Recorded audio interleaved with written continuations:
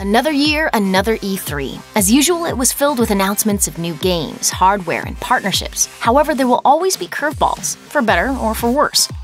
Be it a franchise that didn't make it to this year's show floor or a surprise announcement that we're over the moon about, here are the best and worst moments of E3 2018. Best: Unravel 2. The first Unravel was a game built on earnest intentions, hoping to remind us that games can still be vehicles for art. It was a beautifully moody release with the financial backing of EA delivering unto us a heartwarming platformer with one of the most endearing protagonists in gaming history. So audiences were understandably excited by the announcement of Unravel 2, a sequel that includes co-op functionality and more of the same gorgeous adventure beats that made the first Unravel so memorable. And EA made sure this announcement would be as amazing as possible by declaring that the game would go on sale right after their conference. So if you need a dose of emotional, gorgeously rendered platforming fun, check out Unravel 2. It's available now. Worst: EA's Star Wars content.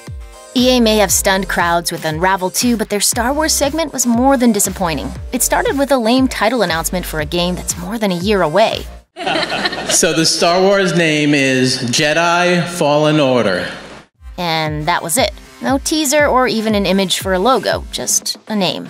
After that came a basic DLC announcement for 2017's Battlefront 2. We can add another year of absolutely no good Star Wars news to EA's list of achievements.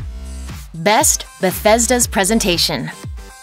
From start to finish, Bethesda's E3 presentation rocked, sometimes literally. They debuted trailers for Rage 2, Doom Eternal, and a slew of other awesome announcements. Plus, the infamous Todd Howard showcased Fallout 76, which looks primed to bring multiplayer to the franchise. While the highlight was easily their last-minute announcement of The Elder Scrolls 6, everything they announced looks interesting, and that's a pretty rare achievement for an E3 conference these days. Worst: Microsoft's first-party lineup.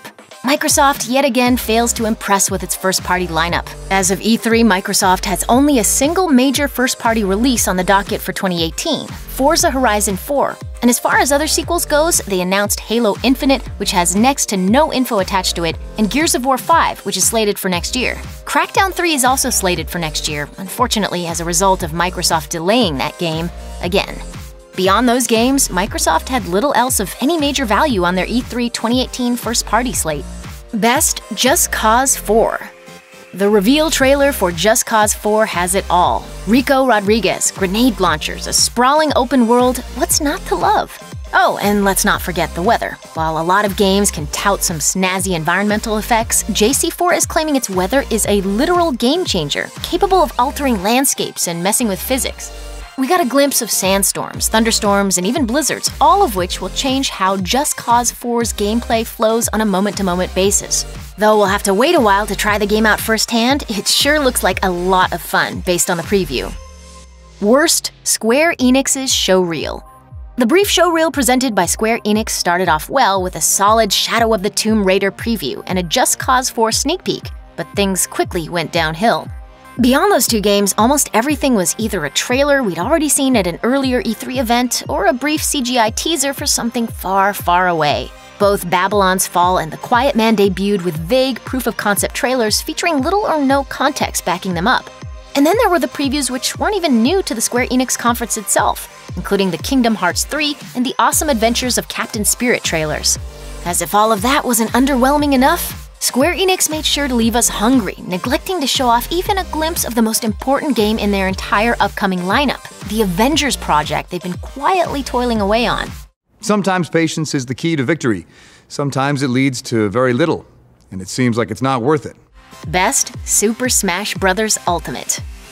Though Super Smash Bros. Took up the bulk of Nintendo's E3 presentation, the lengthy segment wasn't without justification. After all, the game's director, Masahiro Sakurai, had a lot to show off.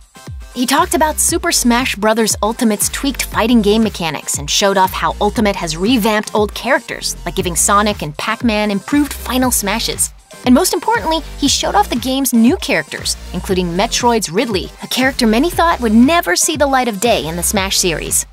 And as a nice little bonus feature, Sakurai elected to include every single Smash fighter from the series' history in Ultimate.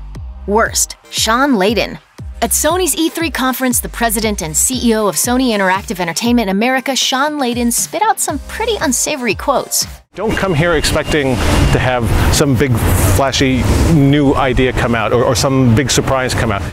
Couple these kinds of quotes with the fact that Sony only has a few big titles announced, only one of which is coming out this year, and it definitely feels like the PS4 is winding down in anticipation of a potential PS5 announcement next year.